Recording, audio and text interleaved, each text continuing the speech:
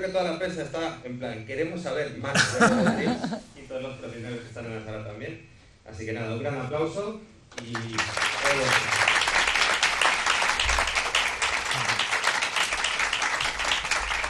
Muchas gracias. Primero, buenos días, madrugadores. Gracias, José Luis, por invitarnos a We Are Market. Es un honor para nosotros estar aquí. Hemos venido, como tú bien has dicho, gran parte de la banda. Creemos que somos como una big band. Y yo creo que estamos como 7, 8 entre los que estamos en las mesas y los que están en el público. Y como tú bien has dicho, también es una primicia, es nuestra primera presentación oficial del proyecto, ¿no? Primero quiero presentar a quienes me acompañan, una presentación breve, luego la haré más larga. A mi derecha, la productora ejecutiva Sandra Tapia. A mi izquierda, José Luis Ágreda, director de arte. Y un poquito más allá, Benoît Ferremont, director de animación de Robot Dreams. También, por temas de protocolo y de aforo, yo quería una mesa más larga, todavía más gente. Tenemos en primera fila a Julián Larrauri, director de producción, a Fernando Franco, montador, y también está la editora musical y researcher Yuko Arami, entre nosotros. Vale. Pues nada, pues muchas gracias a todos. ¡Eso! Vamos a poner un poco rock and roll. Esto es como eso, hemos presentado la banda. ¿Y qué más os quería decir? Pues primero que hablamos de conferencia, pero esto en realidad no es una conferencia. Queremos hablar más de una presentación. Es algo más informal.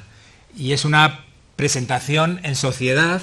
Y cuando hablamos de sociedad estamos encantados de esta apuesta de largo del proyecto para que la gente de la industria del cine español y la industria del cine de animación internacional sepan más sobre Robot Dreams.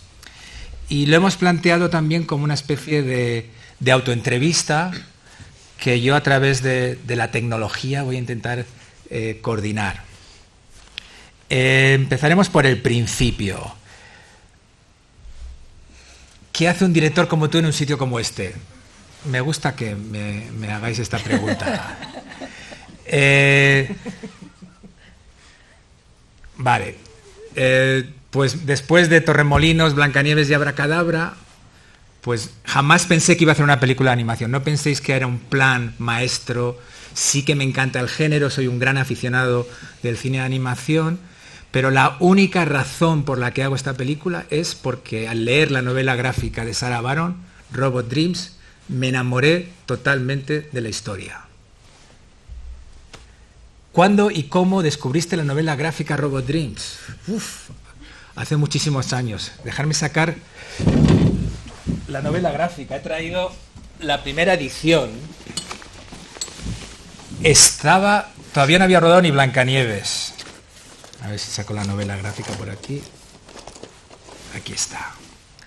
No había rodado Blancanieves y como soy un gran aficionado y colecciono libros sin palabras, libros de ilustración, novela gráfica, leí una reseña en Goodreads, los mejores libros sin palabras. Y dije, Robot Dreams, pues lo voy a pedir. Me llegó, lo leí y dije, mira, parece un libro infantil, parece. Qué sencillo es, pensé.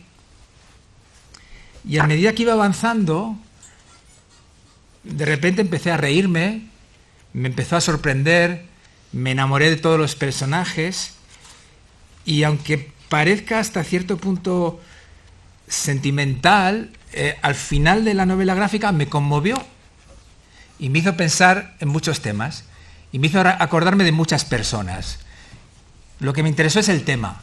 Hablaba de un tema que yo quería haber hablado o que quiero hablar en mi cine, que es las relaciones, la pareja, la amistad, la fragilidad de las relaciones, y estaba en el libro. Pero nada, yo leí el libro y lo puse en mi balda Billy con todas mis novelas gráficas que colecciono y lo puse allí. ¿Vale? Entonces, ¿quién es Sarah Baron? Por ponerlo un poco en su lugar, para indicaros quién es Sarah Baron. Sarah Baron es una autora súper conocida en Estados Unidos, de libros infantiles. Pero esta es su primera novela gráfica, es de 2007. Todavía estaba en ese punto indie, que conecta mucho con el underground del cómic de que estaba haciendo en Estados Unidos, pero en estos momentos, como veis, ha publicado más de 10 libros en First Second Books, siempre aparece en las listas de los libros favoritos del New York Times. ¿En qué momento decides adaptarla al cine?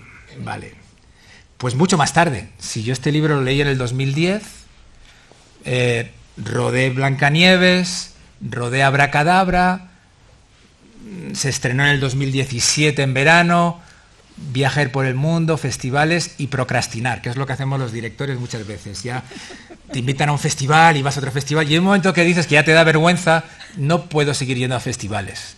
Entonces tengo que hacer otra película.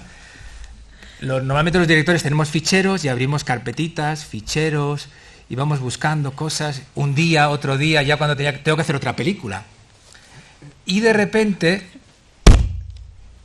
de la Billy se cae, lo habría colocado mal y se cae este libro.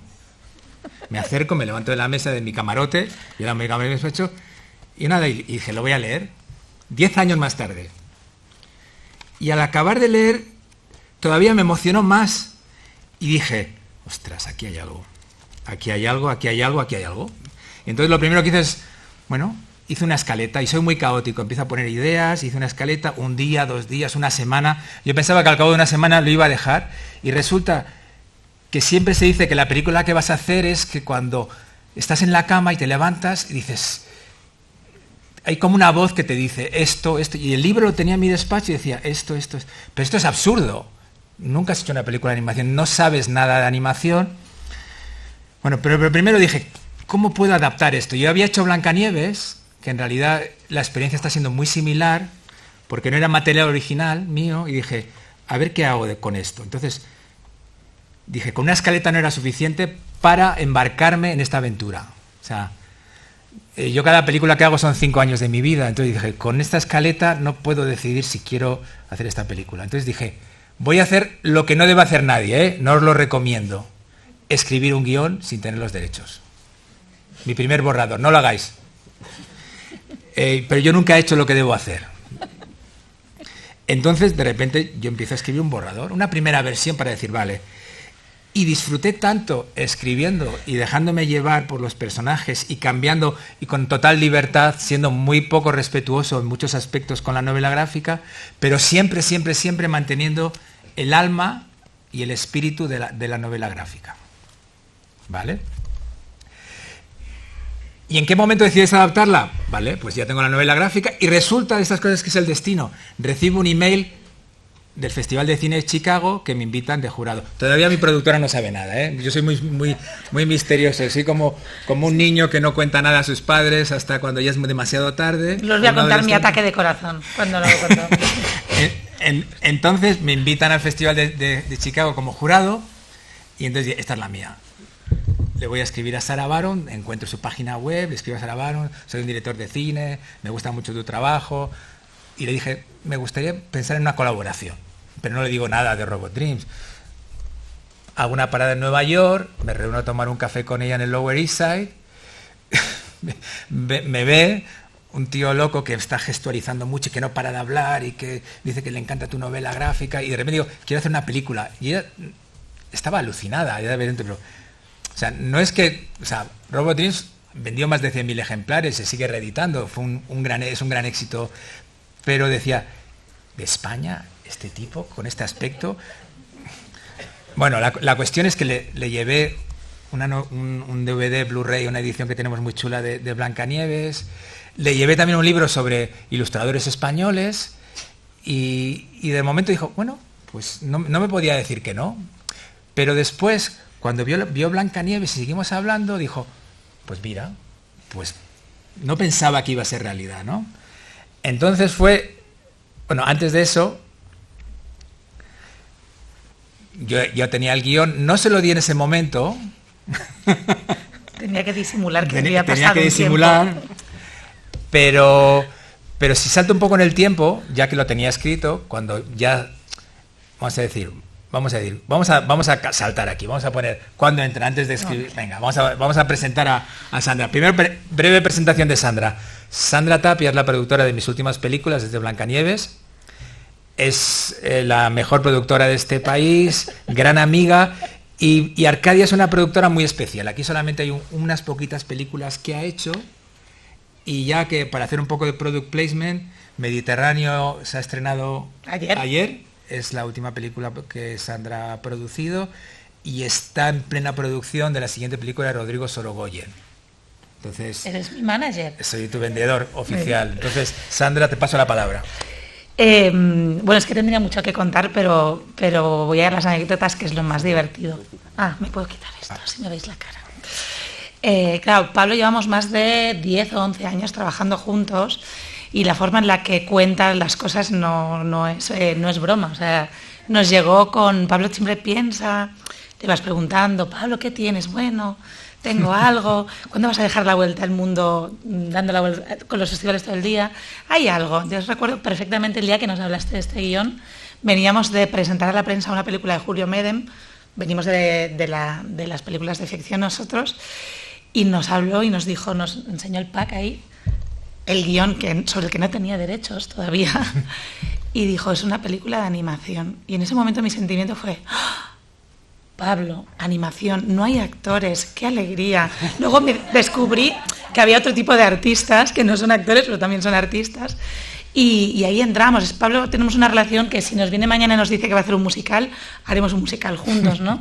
Y cuando ya leímos y nos contó que iba la película, para mí había como 3 ingredientes que son la base del cine de Pablo, más allá del lenguaje cinematográfico que permite, ¿no?, esta película, pero sobre todo es la emoción, el humor, y el tercero, el lenguaje también en ese sentido, ¿no?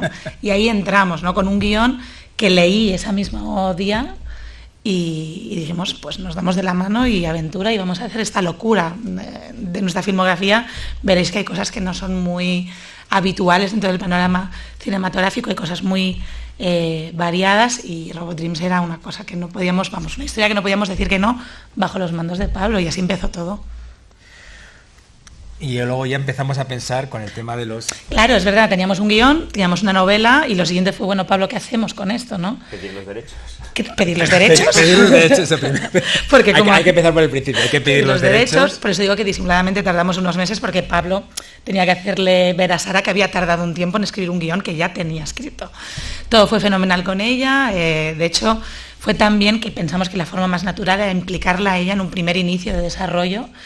Y fue, ¿no?, un poco cuando le propusiste a Sara entrar, ¿no?, sí, en unos primeros concepts.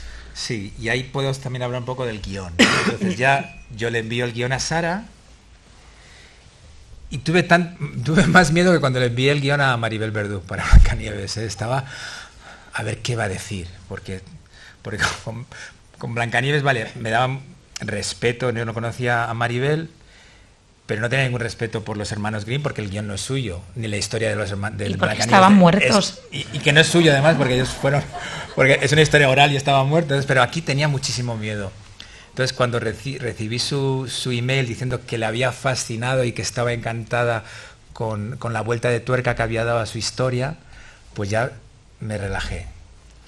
Y que ella le había encantado Blancanieves, y entonces ella veía que íbamos en serio, que ese loco que apareció moviendo los brazos y gritando y hablando en inglés con mucho acento, verdaderamente había un proyecto serio, había una productora. Entonces ya los representantes, agentes llegaron y se firmaron los contratos, entonces ya teníamos los derechos, ¿no? Entonces el siguiente paso, el guión y la novela gráfica pensábamos que no eran suficientes para financiar la película, y como vosotros bien sabéis, industria de la animación, hay que crear material visual, ¿no? Entonces, para hacer los concepts, pensamos que qué mejor que empezar con la propia autora. Entonces, esto también es primicia. Os enseñamos los primeros concepts, que difieren mucho de la novela gráfica. La novela gráfica tiene un estilo muy sencillo, muy manual, ella trabajaba en pincel, muy artesano. Y aquí seguíamos en el mismo estilo, pero fondos mucho más detallados, ¿no? Entonces tenemos el primer concept que me hizo, que estuvimos trabajando no os voy a enseñar todos, enseñaré solamente un par de ellos. Estuvimos trabajando durante 6 semanas mano a mano en la distancia, y ese es el que yo llamaba Once Upon a Time in New York City. Y entre paréntesis voy a decir 80s, porque tenéis las Torres Gemelas, hay grafitis, y ahí en una de las ventanas del vagón del metro ya ahí se ve como un perrito. Pero este significaba mucho para mí, este concept, porque es la razón también de por qué hago esta película. No solamente es la historia, es que yo viví 10 años en Nueva York con mi mujer. Y esta es nuestra carta de amor a Nueva York. Entonces, en la novela gráfica se intuye que es Nueva York, pero no de una manera definitiva y clara. Y nosotros queríamos que Nueva York fuese otro protagonista de la película. Y era, como decíamos, nuestra carta de amor a Nueva York. El siguiente concept que hizo fue el que llamamos la casa de Doc, que no se parece en nada a la casa de Doc que aparece en la novela gráfica. Aquí ya estamos pensando cómo es la decoración, qué objetos tiene. Y aquí también veníamos como un poco la presentación de Doc, ¿no? Y entonces aquí le llamamos ese perro solitario que se llama Doc y que un día decide comprarse un robot. Y continuando un poco con el pitch de la historia, sería Robot y Doc se convierten en mejores amigos y, para no hacer spoilers, por el destino se tienen que separar. Entonces la película es el paso del tiempo, de las estaciones y los meses, se encontrarán o no se volverán a encontrar Robot y Doc. Esa es la historia. Y de alguna manera conecta, como bien ha dicho, con mi filmografía y con todas mis películas, que tiene una serie de ingredientes. Entonces, hay humor, hay emoción, hay sorpresa. Uh-huh. Y hay un elemento que, aparte que el Nueva York es fundamental, que no lo hemos dicho, es sin palabras. Es una película hermana de Blancanieves, y la experiencia de Blancanieves fue tan gozosa que yo quería repetir, y yo estoy seguro que también Arcadia quería repetir una experiencia de otra película sin palabras, ¿no? Entonces pasamos ya teníamos concepts, que hicimos una carpeta con unos conceptos preciosos. Entonces, la primera parte de la financiación. Claro, es una productora que teníamos un background en animación, pero más desde la parte de la financiación. Un director que venía de hacer películas de ficción, nos dimos de la mano y empezamos a buscar dinerito, porque claro, teníamos que hacer un poco vamos a aprender cómo funciona este mundo de la animación y de una animación tradicional, que luego os contarán un poquito más, que ellos saben perfectamente mejor que yo cómo contarlo, ¿no? Y tuvimos mucha suerte, o mucho talento, porque con el guión conseguimos unos fondos de desarrollo, que sabéis que en animación es básico. Tanto fondos regionales, la productora está en Barcelona, pero hay una parte también en el País Vasco por Pablo, que es bilbaíno número 1, y también conseguimos la ayuda media. Entonces esos fondos de desarrollo nos ayudaron un poco a crear lo necesario, que era un primer packaging visual, pero hablando de visual necesitábamos la mano derecha, aparte de un guión que funcionara, ¿no? Y era cómo le damos forma y color más allá del primer trabajo hecho con Sara, ¿no? Entonces de ahí fue cuando nos enamoramos y fuimos a buscar a José Luis. Fuimos a buscar el director artístico, que estábamos, al final los directores somos como entrenadores o seleccionadores y buscamos los mejores. El director es tan bueno como su equipo. El director, yo me considero un contador de historias, pero necesito un gran equipo. Entonces tenía una gran productora y empezamos a buscar el director artístico. Entonces, ya os lo contará él, pero a José Luis sobra presentación, es uno de nuestros grandes ilustradores, dibujantes de cómics, y en años recientes un nuevo asset para la dirección artística y la animación de este país y la industria europea. Entonces, José Luis, por favor, llevamos ya un par de años trabajando juntos. ¿Qué tal? Pues gracias. Sí, yo recibí el mensaje, yo creo que fue un email de Pablo cuando estábamos a punto de estrenar Buñuel en el laberinto de las tortugas. Recibí el mail diciendo, oye, como vas a estrenar y estás por aquí, me gustaría hablar contigo para proponerte algo, para hablar un poco, ¿no? Teníamos, en nuestro pasado, teníamos ciertas conexiones por mi hermano, se movía un poco en el mismo grupo de gente que Pablo en Bilbao.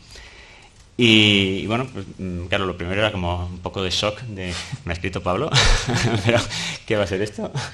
No, vamos, mi vida después desde la llamada inicial de Salva para Buñuel ha cambiado un poco y se ha dirigido más hacia la animación que hacia lo que estaba haciendo hasta ahora, que era cómic y ilustración.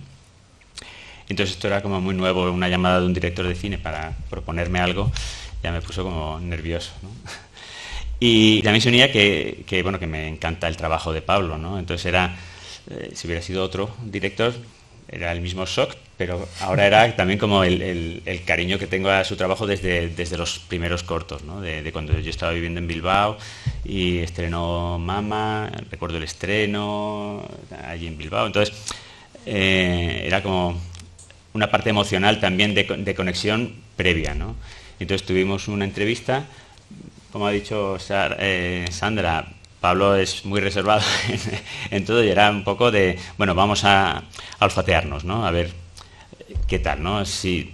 Porque es un trabajo de muchos años y hay que ver tanto el director como el director de arte o cualquier otro miembro del equipo, vamos a poder trabajar juntos o no, ¿no? No solo a nivel profesional, sino a nivel personal.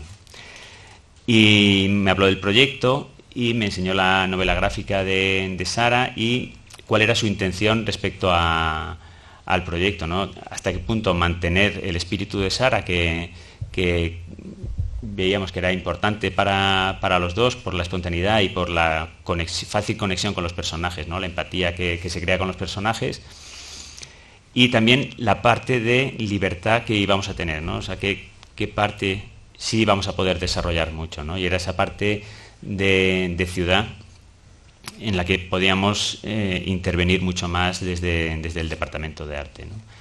Y tuvimos esa primera entrevista y después pues seguimos hablando, él seguiría hablando con otros. Es verdad, seguía hablando con otros. Era como first date, tuvimos una first date, pero sí dijimos, ¿volverías a ver a José Luis? Sí, pero le seguía engañando, todavía no. Pero él utilizó estrategias de cómo seducirme. Sí, y bueno, y yo tampoco fui del todo fiel. Es verdad, no fue del todo fiel. Porque al mismo tiempo también me habían llamado de Cartoon Saloon para trabajar en una serie de televisión. Entonces, Viking School. Viking School, sí, que está ahí. Y entonces, bueno, también yo te utilicé para mejorar mis condiciones en Viking School. Sí. Así que el caso es que ya cuando entré en Viking School ya les dije esta posibilidad, o sea, cabe la posibilidad de que salga este proyecto y me volvería a España, porque realmente el proyecto, el guión de Pablo, los personajes de Sara, realmente era algo que sí que me interesaba hacer, ¿no? Primero entraría por Pablo, pero me quedaría por la historia, ¿no? Como la compañía de teléfono, ¿no? Porque la historia sí, me parece que sí es original lo que cuenta, ¿no? Hay muchas películas sobre amistad, pero no hay tantas películas sobre cómo superar una ruptura, cómo evolucionar a partir de un momento trágico en esa relación, ¿no? Así que, bueno, ese fue un poco la manera de entrar en la película. Y ahí José Luis fue muy generoso también. Dijo, pues le voy a hacer unos regalitos a Pablo. Entonces, yo le había enseñado los concepts a José Luis y yo le dije que me encanta el trabajo de Sara y me encanta que hiciese ese esfuerzo. O sea, Sara no podía, Pablo, más detalle, ¿cómo más detalle? Quiero más el espacio. Entonces, yo creía que para una película teníamos que ir un paso más. Entonces José Luis me hizo un regalito. Entonces me mandó unos concepts, porque yo le había dicho que Nueva York era un protagonista. Al haber vivido 10 años allí, quería que Nueva York estuviese vivo y era un Nueva York que yo conocía, ¿no? Entonces ya aquí ya dije, aquí ya estamos hablando en algo, aquí ya vemos algo, ¿no? Entonces yo dije, mira, aquí es un Nueva York donde estos personajes, que aparte también es un poco que yo quería hacer una película que tuviese lo mejor de la animación japonesa de Ghibli y lo mejor de la animación europea. Entonces, que los fondos tuviesen una gran vida, que fuesen verdad, que tuviesen detalle, pero que los personajes también puedan ser sencillos. Entonces yo quería mantener los personajes de Sara, aunque evolucionan obviamente, y ella sabe que han evolucionado, pero con fondos, ¿no? Entonces, una vez que ya teníamos el director de arte, para poder seguir financiando la película, pues necesitábamos, como sabéis, el cine de animación es carísimo y necesitamos grandes inversiones, tuvimos que hacer el siguiente paso, que es teaser. Teníamos ayudas de desarrollo, teníamos un director de arte, entonces nos pusimos en marcha. Y justo el momento que empieza cuando teníamos la financiación, habíamos conseguido ayuda de desarrollo, habíamos montado un equipo, la directora de animación del teaser fue Elena Pomares, lo que todos sabemos, COVID, confinamiento, y entonces hicimos un teaser en remoto que nos sirvió para poder, obviamente, seguir financiando la película. Para mí, como una especie de mini corto, porque son 2 minutos, de saber cuáles son los procesos de animación, también fue una parte importante de aprendizaje, que fue algo también novedoso para mí, y también hasta dónde podíamos llegar, como una prueba, eran pruebas. Yo diría que también nos sirvió un poco para plantar esas bases del estilo de la película, ¿no? De qué estética estábamos buscando, ¿no? Y nos dio para muchas conversaciones, Pablo y yo, de hacia dónde queríamos llevar la película, de... Me quito y me enrollo. Sí, te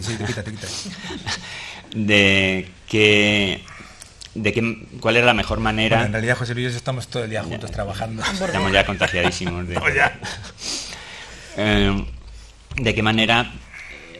¿Cuál era la mejor estética, ¿no? Partiendo de Sara, si manteníamos esa estética o no. Y nos parecía que sí, que la estética muy de cómic, incluso del cómic que habíamos leído nosotros en los 80, de cómic europeo de línea clara, de tipo Ichalan o Ted Benoit, herederos de Hergé, un tipo de lenguaje muy claro, que también pensando un poco en la narrativa de Pablo, de muchísimos planos, de todo muy, muy tituladito y planos que son muy cortos, necesitábamos que la imagen fuera muy directa, ¿no? Y que enseguida se leyera.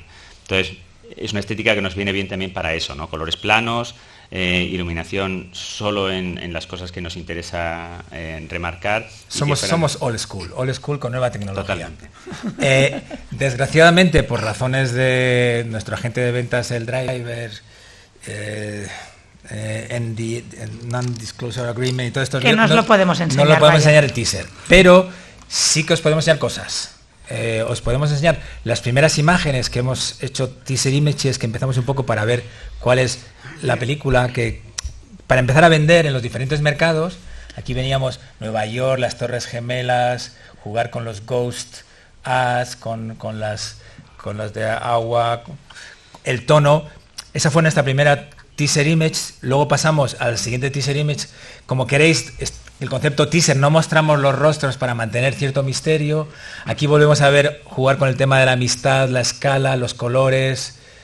También la pérdida, ¿no? Porque tanto en el anterior, que estaba el tema de esos anuncios medio desvaídos en las paredes, aquí están las Torres Gemelas también como un poco ese recuerdo, ¿no? También. Y luego ya como... Ahora sí que es una primicia absoluta. Sé que ha pasado un momento, antes algunos estaban en la sala, es como cuando los niños se enteran que los padres son los Reyes Magos y ven los juguetes antes de tiempo. Pues nosotros teníamos un pequeño regalito para vosotros, que lo hemos hecho especialmente para que sea una primicia, y es presentar aquí en el Weird Market nuestro nuevo teaser póster, nuestra nueva imagen de la película, que a partir de ahora va a ser otro elemento promocional. Por favor, producción, por favor, a lo mejor, mira, como... Este es como nuestro nuevo teaser póster. Un foco, nos hace falta un foco ahí. Nada, entonces lo ponemos ya.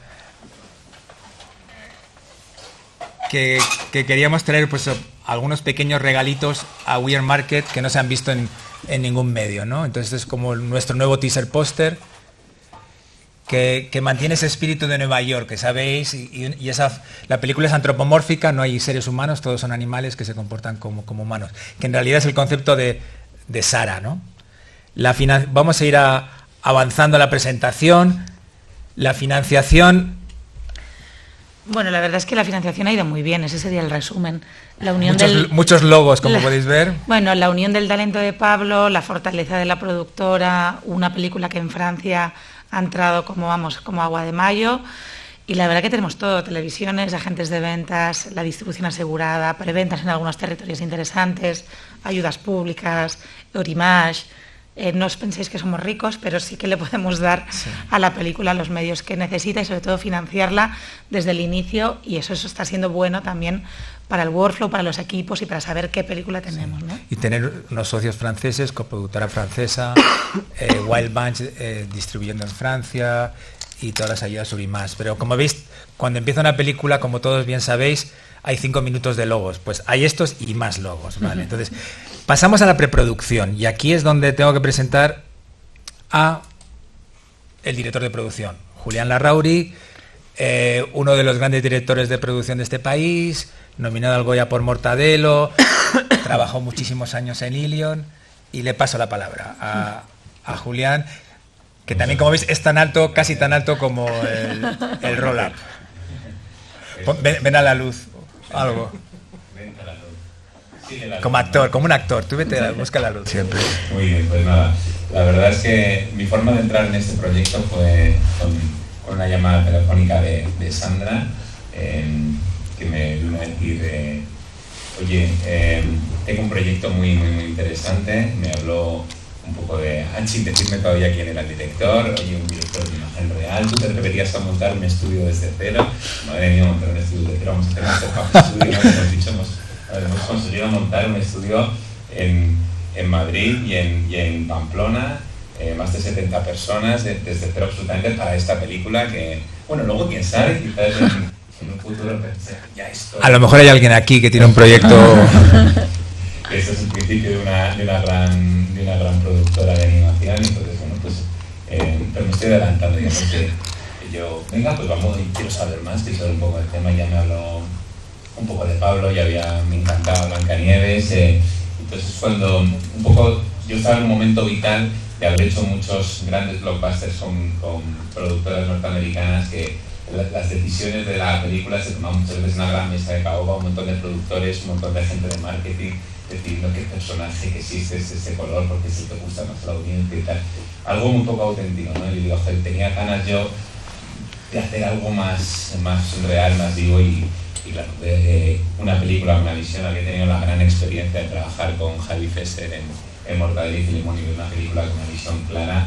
Y digo, esto lo tengo que repetir. Yo tengo un director de imagen real, la experiencia había sido tan buena, al final era un storyteller, alguien que quiere sacar algo adelante, y todos detrás de esa visión, olvidarnos de esas grandes mesas de caoba. Digo, tengo que estar aquí dentro. Yo digo, oye, quiero saber más del proyecto, Sandra, cuéntame, me enseñaron el teaser, pero ya para mí lo que fue el sí definitivo fue la reciclaje del guión. Bueno, lógicamente lo siguiente, cuando Pablo Berger, no sé qué, Robotrim, Amazon, voy corriendo, cojo la novela gráfica, me la leo, tal, oye, qué interesante, qué tal, pero yo tengo que decir que tuve un salto cualitativo en la película cuando recibí el guión, y cosas que yo ni siquiera había sido capaz de intuir en la novela gráfica. Leyendo el guión me quedé alucinado de este proyecto y tengo que participar en él. Yo sé que esto va a ser una gran película dentro de la industria de animación, que va a ser la película de boca a oreja que todo el mundo tiene que ver. Es una joya, de verdad. Yo tengo que estar aquí metido. Y yo, oye, pues parece interesante, contarme más, no sé qué. Y realmente ya hay que entrar de verdad en esta película. Creo que iba a ser un peliculón, y que, oye, pues hay que montar esto desde cero, hay que buscarse, hay que hacer las cosas como se hace una película de animación, ¿no? Pues vamos a ver aquí un poco cómo lo hacemos todos juntos y ver un poco qué había hecho en ese momento. Y, oye, pues hay que local, ordenadores, empezar a encontrar talento, empezar a tirar de contactos y empezar a desarrollar esa película, ¿no? Y pues cuando ya entramos, oye, pues se lleno a esto, voy a ir montando ahí un poco lo que es montar toda la estructura del estudio, mientras dejo a Pablo y José Luis, que se enteró en una habitación, encerrados literalmente. Fui yo el primer día ahí y me puse a ir a negociar, hablando de cosas, y me dijeron, muy amablemente, por favor, vete a la habitación de al lado. Es verdad. Y hay un local al lado de su local para que ellos estuvieran en su búnker creativo, que me llama José Luis, como le llama Pablo, el camarote, ¿no? Y estuvieran encerrados ellos dos haciendo la animática, que antes de pasarte la palabra, que para mí ha sido como un gran lujo, es decir, tienes una película que han estado desarrollando la animática ellos, tenemos ya una animática cerrada y es una cosa súper rara, como conoceréis en el mundo de la animación, ¿no? Estamos empezando a hacer una película y la historia está absolutamente cerrada desde el punto de vista conceptual, narrativo del director, ¿no? Entonces estuvieron encerrados, ahora os cuentan ellos un poco cómo fue todo este proceso, pero para mí una auténtica delicia haber conseguido entrar. Gracias, Julián. Sí. Julián, te has llevado el solo de batería, ¿eh? O sea, es como... O sea, te has llevado al público de calle. Gracias, Julián. Sí que es verdad que Julián montó lo que llamamos el Pop-Up Studio, Y yo le llamo también el momento del golpe de tararara, tará, y de repente empiezan a traer ordenadores, cogemos oficinas y tenemos un estudio de animación, Arcadia Studio. Vale. Mi camarote, que es como donde trabajo yo y he preparado todas mis películas, empezamos a hacer la animática. Fue más de un año, o alrededor de un año, y hicimos algo diferente a lo que se suele hacer habitualmente. Yo suelo trabajar con un storyboard artist en todas mis películas, hasta ahora, y desgraciadamente en aquel momento él no podía participar y me tuve que replantear cómo enfrentarme al storyboard, que para mí era como, wow, si mi storyboard artist de cabecera, que he hecho todas mis películas, no va a poder. Entonces me encontré en un dilema. Y resulta que opté por una solución atípica. Yo creo que intento buscar soluciones diferentes y en este caso estoy convencido que fue la correcta. Que fue, primero, decir, yo no soy artista, yo no dibujo, quiero que mi mano derecha o el storyboard artist supervisor sea el director de arte. Y todo el mundo estaba, ¿cómo va a ser eso? ¿Cómo es posible? ¿El director de arte? No, el director de arte es un dibujante de cómics, el director de arte ama el cine tanto como yo y yo se lo voy a proponer. O sea, esto era como una propuesta deshonesta a un director de arte que nunca le habían propuesto, que es rarísimo, que no es habitual. Entonces le paso la palabra a José Luis. Sí, esa fue la segunda llamada de pánico de Pablo. De decir, podré estar a la altura porque he hecho storyboard, he hecho mucho cómic, pero no había hecho nunca un story para un largo, ¿no? Y bueno, pues ha sido como la super experiencia para mí, ¿no? No solo, o sea, porque Pablo también es muy generoso a la hora de involucrar a todo el mundo en el proyecto, ¿no? Él tiene su visión, pero admite cualquier tipo de comentario y bueno, en lo personal es muy suave y muy fácil de trabajar con él, ¿no? Entonces, yo creo que ha sido de las experiencias creativas más positivas que he tenido toda esta creación del storyboard, ¿no? Pablo y yo trabajábamos mano a mano desarrollando los planos, ¿no? Y teníamos también en el estudio a Maca Gil, que ya yo la conocía de Cartoon Saloon, nos la trajimos para acá, para Madrid, y es ella la que ha hecho la animática final, ¿no? Que es una tía con muchísimo talento y con mucho ritmo, mucho sentido del ritmo, del posing para los personajes. Entonces nosotros trabajamos en una mesa haciendo los thumbnails y se lo pasábamos a Maca, que es el maquinón, sí.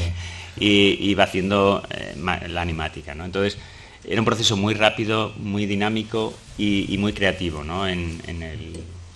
Sí. Y ha sido, como bien ha dicho José Luis, una experiencia muy muy positiva y ha sido fantástico trabajar con Maca. En este equipo también, aparte, era importante tener música. O sea, este proyecto tenía música, tenía montaje, entonces también otra persona que ha participado de una manera muy activa en este proceso ha sido la editora musical, Yuko Arami, donde buscaba temps, porque al ser sin palabras volvía a ser la música, la voz de los personajes. Y al mismo tiempo que estábamos haciendo la animática, había que diseñar personajes, y en este caso no ha podido estar presente, le hubiera encantado, que es Daniel Fernández Casas, que todos vosotros lo conocéis, Klaus, Mascotas, Grinch, un crack. O sea, joven pero con un talento enorme y está siendo una experiencia maravillosa de trabajar con él. Por aquí hay alguien del equipo ¿Está Jan Esparza por aquí? Pero creo que está ahí alguien de su equipo, en Muir Market, aquí, o en el otro está en la otra sala. Entonces nada. Pasamos a montaje, que sí que tenemos aquí al montador de Blancanieves y de varias de mis películas, Fernando Franco, y el montador de Robot Dreams, que también ha sido fundamental en este proceso. O sea, esto simplemente es una muestra de su trabajo, pero Fernando es 2 en 1, porque es director y montador, director de La herida y Morir y montador. Entonces, y sobre todo montador de Blancanieves, y bailamos también juntos en Blancanieves, que estaba encantado de volver a trabajar con él. Fernando, por favor. Foco. Vete a la luz, a ver. Buenas, pues nada, yo monté Blancanieves con Pablo, con Arcadia, y fue una de las mejores experiencias que he tenido como montador, porque disfruté y aprendí muchísimo. A mí me gusta mucho el cine mudo, a Pablo también, y ahí congeniamos mucho. Y Abracadabra, yo me acuerdo que me llamó Pablo para montarla, yo no podía porque justo iba a hacer mi segunda película. Y una de estas comidas que hacemos con amigos directores, cada uno de su padre y de su madre, acababa de salir la resolución de televisión española y había visto Pablo Berger, Robot Dreams, y dije, ¿qué va a hacer Pablo? Robot Dreams, ¿esto qué es? ¿No? Y entonces en aquella comida me dijo Pablo que era una película de animación. Entonces yo me quedé así como bastante perplejo. Me acuerdo que llegué a casa y le dije a mi chica, que se dedica también a la animación, Pablo, hace una película de animación. Y yo, ¿cómo molaría que me llamase para montarla? Pero seguro que va a llamar a alguien que esté especializado en montar animación, porque yo eso no me lo he hecho en mi vida. Y al poco Pablo me llama y digo, mi chica, creo que me está llamando. Y nada, nos quedamos, me enseñó el teaser, me pasó el guión y bueno, yo le dije, Pablo, yo no monto animación en mi vida, bueno, he hecho un corto de animación solo, que había producido y había montado y bueno, él tampoco había dirigido, o sea que como a los dos nos gustan los retos, pues nos metimos un poco en esto, ¿no? Y cuando le digo a la gente que estoy montando una película de animación con Pablo, todo el mundo... claro, mi entorno es más de la gente del cine de ficción, ¿no? Que no es de animación, y todo el mundo te pregunta, pero la animación se monta, es como la pregunta que me hacen todo el rato, ¿no? La animación se monta, y me he dado cuenta de que yo ya sabía que se montaba, ¿no? Pero yo que por ejemplo doy clases de montaje y que siempre digo que de alguna manera la materia prima del cine es el tiempo, ¿no? Y el montaje consiste justamente en eso, en manejar el tiempo y las interpretaciones. En todo el proceso de animática es curioso porque es la vez en la que más estoy pudiendo trabajar justamente en eso, en el tiempo y en la interpretación de los personajes, porque como decían José Luis y Pablo, estamos montando y de repente, claro, si estamos montando una película y Antonio de la Torre tarda un poco más en girar la cabeza, buscas otra toma y es un poco lo que hay, ¿no? Aquí de repente trabajamos con la animática de Maca y de repente decimos, bueno, ¿cómo estaría bien que se girase un poquito más lento? Entonces como un poco a la carta, ¿no? Como que de repente, Pablo, ¿tú cómo lo ves? Sí, igual, y que a nivel de interpretación haga el gesto un poco más tal. Maca, ¿podrías tal? Entonces es como tener como un control total sobre el tiempo y la interpretación, que es como yo creo que uno de los sueños húmedos de cualquier montador. Sí. Y bueno, nos lo estamos pasando muy bien, yo estoy aprendiendo un montón. Digamos que la animática, como decía Julián, ya está como montada y tal. Ahora entramos con otras fases que también para mí van a ser nuevas y también espero aprender bastante. Y luego lo que se comentaba también del tema de que es una película sin palabras, donde el sonido es súper importante y también la música, ¿no? Que estamos trabajando con los temas de Yuko y que bueno, al final todo esto es para construir el ritmo de una peli que vista la animática yo creo que funciona muy bien. Gracias, Fernando. Venga, vamos a animarnos aquí. Venga, vale. Música, vuelvo a colaborar con Alfonso Villaronga, gran músico, crooner atípico, raro, rarísimo, pero encantador y maravilloso, y hace unas baladas preciosas. La experiencia en Blancanieves fue increíble. Volvimos a trabajar en Abracadabra y es el músico de cabecera de Isabel Coixet y un gran músico. No ha podido estar aquí, pero sí que es verdad que está la persona, que es la editora musical, que es Yuko, que es la que prepara las temps, que nos ayuda tanto al director como al músico llegar a un camino. Y en este caso ha sido fundamental. Y ahora pasamos al momento en el que estamos, porque hemos intentado hacer una cronología. Last but not least viene como el momento que estamos en la animación, estamos en producción, la animática está acabada y tengo el gusto de presentar, y aquí os voy a pedir un aplauso al principio. Mira, aquí tenemos el gusto de presentar, haber traído a España a uno de los grandes directores de animación europeos. Es responsable, entre otras películas, de la dirección de animación Triples de Belleville, The Secret of Kells, de la última película de animación de Asterix. Es Benoît Ferremont, también es un gran dibujante de cómics y se mueve entre el mundo del cómic y de la animación. Un fuerte aplauso para Benoît Ferremont. Haz un solo, Benoît. It's my moment. Sorry, I'm going to speak English because I no habla español. Aprendo. So I'm from Belgium, and I have the chance to work on these 3 films as animation director in Belgium. It was a part of the animation that came in Belgium for co-production reasons, and I was responsible for the director for the animation in the part from Belgium. So what's the story with this? Someday in March, I think, I received some kind of a message from Agreda in Instagram, because we follow each other and appreciate his work since long time. And what do you mind about directing the animation of a feature film that I'm working with Pablo Berger? And I said, I received time to times, I was strong. In fact, I have to explain you that I was quietly making comics in my atelier in Brussels. It was working well, not super fancy, but it was working well. We are coming out of this area of COVID, and I received time to time, since 10 years, I've received time to time proposals about animation direction, but usually it's, I don't know why, it's super serious productions about, I don't know, documentaries about, or I don't know why they are making some feature film in animation with serious subjects, with no fantasy. And I received a proposal from them, and they make the, you've seen Pablo is super enthusiastic and super charming. After one meeting, I said, oh, cool, and let's go to read about the script, because the deal was, you have to come in Madrid to direct the animation. So I have a family there. I have a wife and two young adults. And so I read the script with this kind of, okay, it's another project. And I read the script. And I go to my wife. I climb the stairs and I say, I'm fucked. I have to go.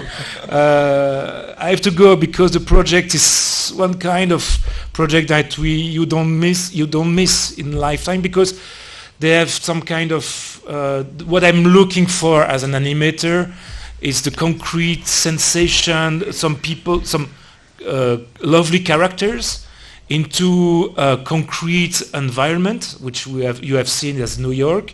I can complete some kind of things that I love in animation, is that you can believe in characters. It's animated, but you feel, you have the main goal is to feel what they are supposed to feel into the film. So, and also I feel, as when I read the script, I say, okay, it's obviously for something that the children will feel, will be it's obviously some kind that you say at the beginning, at the first sight you think it's for children, but the film contains a huge meaning about that everybody, especially the adults, will understand as, oh, I live that. Me, I had this feeling, and I feel the Animatica now is down, and it's still in the. It is in the book, it is in the script, and it is in the Animatica. And now I'm starting, because I'm most of the time starting the process of animating. We are at the layout step, translating these two guys, their work with Maka. And translate it in first technically but emotionally to movements that the audience will receive as believable, but following the intentions of these two guys that they've patiently and precisely set up with Maka. So I'm a little bit impressed, because I come at the end, because it's I'm the next step of the story. I'm really happy to be there. my family is super supportive, and so they are okay if I'm here. Go yes. No, you go. They Finally- were waiting for this moment. They Yes, wanted you to go. Yes, they finally, because it was. Oh, yes, you have to understand that. You all know that after the COVID, we were stuck in the same place, and it was the moment to have more space. That it comes at a good place in terms of. And there was in my personal life, it was the good moment for me as an artist, and to get involved in this kind of how to draw this kind of characters. I was really happy to receive this proposition. So, and I said yes with a yes, because it's cool, and I will try to fit the project and work a lot in Madrid and discover the Spanish life, and yes. He has discovered he's every day eating a menu of the day. He's gaining some weight, you know. Yes, Wow. it's in 3 months obviously- you kind of I have little to bit. make He some was very sport. skinny when he came in, and in 3 months. So many of the days his thing. Yeah, menu of the day, menu del día. Menu del and día. I- Menu del yes. día. So thank you, Benoit. We are very happy. So we introduced you. That's why we came a big band. So we wanted to introduce you the band. And I know time is running, but for me, just for... ¿Veis por qué vivió 10 años en Nueva York? No se da cuenta que sigue Vale. hablando en inglés. Entonces aquí, el ratito que tenemos, ya sé que estamos acabando y hay el descanso. Y aquí es un poco a pregunta abierta, que lo podemos seguir hablando durante el café con leche, que no hay ningún problema. Es, ¿qué puede ofrecer un director de imagen real o un equipo de imagen real, productores, montadores, al mundo de animación y viceversa? Todos sabemos la experiencia de Terry Gilliam, de Tim Burton, de Brad Bird, o sea, que no es de un camino qué puedo ofrecer yo, sino yo creo que es importante que se comuniquen, que no es, la animación no es un género, la animación es una forma de contar historias y somos contadores de historias. Entonces, pensemos en ese tema, y otro tema que a lo mejor es más fácil, que es que podemos entrar más al chicharrillo, que es analogías y diferencias entre el mundo de animación y el de imagen real, que las hay. Para empezar esta discusión, yo diré que hay muchas más analogías y muchas más similitudes, y que para mí está siendo un proceso natural y que lo estoy disfrutando. Casi creo que mis otras películas me han preparado para la animación. Quiero ser uno de vosotros, como en Freaks. I want to be one of us. You're one of us. Pues sí, estoy disfrutando muchísimo. Entonces creo que hay muchísimas más analogías, más que diferencias. Y si queréis empezar a hablar de diferencias o analogías, Sandra, por... A ver, yo una de las cosas que más me sorprendió cuando empecé a entender el proceso real, ¿no?, de una película de animación es que, sin saberlo, o quizás sí, Pablo era un director perfecto para la animación, porque las 2 películas anteriores que hemos hecho juntos, Pablo dibuja todo el storyboard de sus películas, no secuencias complicadas de acción, dibuja todo. O sea, Blancanieves era un tocho, parecía el listín telefónico, la story. Luego ese story le sirve para rodar lo que ha dibujado y monta lo rodado. Antes hacíamos broma con Fernando que a veces hay primeros montajes de películas de ficción que yo les llamo los montajes iraníes, porque a veces duran 2 horas y media, acabas cortando y llegas un poco a lo que es la película, ¿no? Pablo no. Pablo tiene tan clara su película, desde el guión, que es la base de todo, que para el workflow, y Julián esto está muy agradecido también, es que la película ha quedado clara en la animática. Ha dibujado, o sea, como en ficción, dibuja lo que ha escrito, rueda lo dibujado, monta lo rodado. Y eso es algo que para nosotros desde producción y para todos los equipos da una seguridad y una tranquilidad que la película ya la tenemos. Entonces él ya era un director de animación, sin saberlo. No, pero sí que es gracioso eso, que con lo que dice Fernando, lo que dice Sandra, que sí que es verdad que es atípico. Lo normal es que no se hagan en imagen real. Lo normal es no hacer storyboards o hacer a un storyboard para una secuencia, y si los haces, saltarlos. Yo soy extraño en ese sentido, pero sí que es verdad que es maravilloso tener la película acabada y ver que provoca sensaciones, emociones. A mí la animática es, ya estamos viendo la película y eso es definitivamente maravilloso. Cosas así, como cosas que notáis diferentes, o Fernando, o cualquier quiera, o trabajar también con un director de imagen real. For me, it's the first time that I work with a director which is not an animator, and I think that it's not so different because you are super precise. It's most of the time it's for you that the difference is because you are in a certain time consuming, because we are talking about drawings. In fact, I'm the director of a bunch of actors which are for once drawers. They have to respect the timing that you decided with the editing, but the timing is there. We have to go inside this animatica, which is a draft of what we have to do, and we have to go inside this and understand what you want and serve it. But we don't have a lot of rehearsal to do. We just have to. The process is more one rough. Do you like this rough, badly done drawing? So we are precising things because you like it, and okay, we can go further, we can go further, we can go further, to finally we have some kind of a drawing that is alive, that the audience will receive as a character alive, and but it will be made by drawings, and the illusion, we have to create the illusion of an actor playing.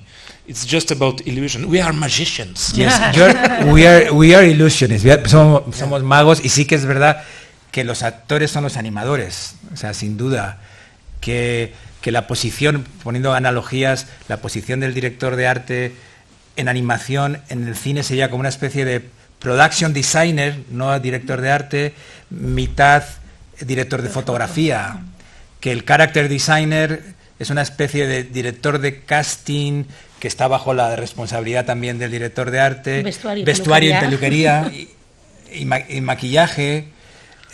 Hay un montón de... Por ejemplo, el director de producción de animación no tiene nada que ver, bueno, tiene que ver en parte, pero es diferente que en imagen real. O sea, el equipo de producción de animación hace muchísimas de las cosas que en imagen real hace el equipo de asistente de dirección, pero para mí lo que más se diferencia, por decir la palabra que más se repite, y aquí le veo a José Luis aquí en el fondo, la palabra, y luego las preguntas las hacemos en petit comité, la podemos hacer en el café, o si José Luis nos deja 5 minutos, lo que a mí más me choca y la palabra que más se dice en animación es pipeline. Pipeline, procesos, workflow, que eso para nosotros es como... Es nuestro plan de rodaje, ¿no? Para la imagen real, que es sota, caballo y rey, cada uno hace lo que tiene que hacer y se hace así. Y se llevan haciendo películas desde Lumière, de la misma manera.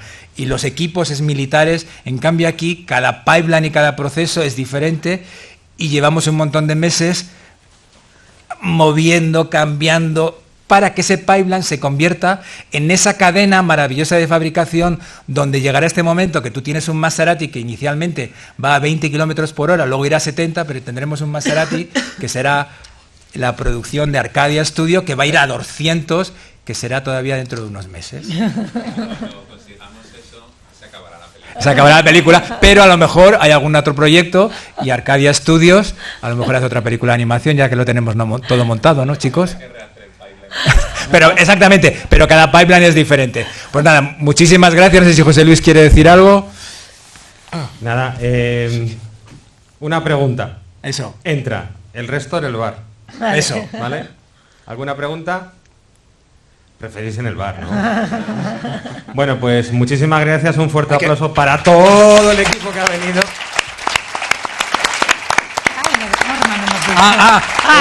Otra exclusiva, perdón. Un par de exclusivas. Exclusivas, oiga, venga. La novela se va a editar con Norma mayo del año que viene. Vale, estuvimos reunidos con ellos y no solo van a editar la novela, sino que vamos a hacer el libro de arte de la película. Con Norma también. Con Norma, que era como el sueño que teníamos. También, muchas primicias. Nos han dicho para que no lo hemos firmado, pero lo podíamos decir, o sea, que ya lo sabéis. Y oye, muchas fotos con él para Instagram allí, hemos traído... Lo sacamos fuera, nos sacamos fotos. Perfecto, pues muchísimas gracias y recordaros que continúan las conferencias, aunque hayamos pillado retraso, con el mismo horario, y que os apuntéis a los Weird Games. En recepción nos informan. Tenemos campeonatos de futbolín, de beer pong, de todo. Sí. Muchas gracias. Otro gran aplauso, por favor. Gracias.